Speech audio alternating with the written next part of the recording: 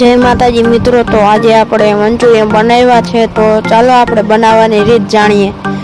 તો આપણે પહેલા કોબીજનું આપણે કટકા કરીને લઈ લીધા છે અને માથે મેંદાનો લોટ નાખેલો છે અને ઈનો નાખેલો, મીઠું જરી સ્વાદ પ્રમાણે નાખવાનું અને પછી એને ચડે ત્યાં લગન એને કરી રાખવાનું। પછી મંચુરિયનની ગોટીને તેલમાં તળી લેવાની, પછી ગ્રેવી વાળી બનાવવાની। જોઈ શકો છો તમે આ ગ્રેવી બને છે।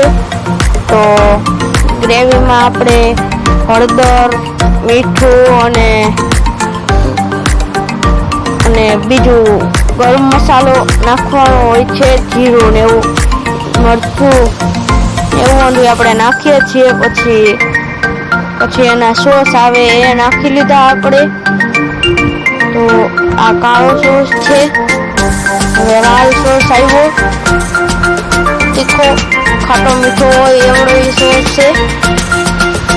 અને હવે આપણે ચડાવવા દેશી અને હલાવશી થોડીક વાર, 1 મિનિટ હલાવીને પછી આપણે મંચુરિયનની અંદર ગોટીને નાખશી। તો પછી પાછું મીઠું નાખવાનું, થોડુંક મીઠું નાખ્યા બાદ પાછું હલાવવાનું, આપણે સોસ નાખવાનો હતો, સોસ નાખીને પછી હવે હલાવવાનું અને હવે આપણે મંચુરિયનની ગોટી અંદર નાખવાની, પછી તમારે ખાવા રાખવાની હોય તો ખાવી રાખવાની। તો આપણે ગોટી અંદર રાખી દીધી છે। તો હવે આપણે હલાવી લેશી। તો સરસ મજાના લાલ થઈ જાય એવી રીતના આપણે હલાવી લેવાના। તો હવે લાલ થઈ ગયા છે, જોવો તમે એકદમ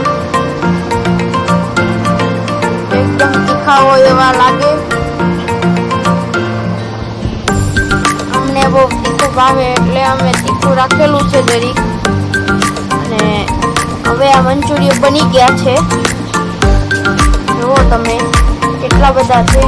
અને તમને વિડીયો સારો લાગે તો લાઈક છે, સબસ્ક્રાઈબ કરવાનું ભૂલતા નહીં। અમે અમારા મમ્મી આગળ કીધું હતું કે અમે 2 દિવસ ઉપાડો લઈ ગયા હતા કે અમને મંચુરિયન બનાવી દો, પણ આજે બનાવી દીધા છે।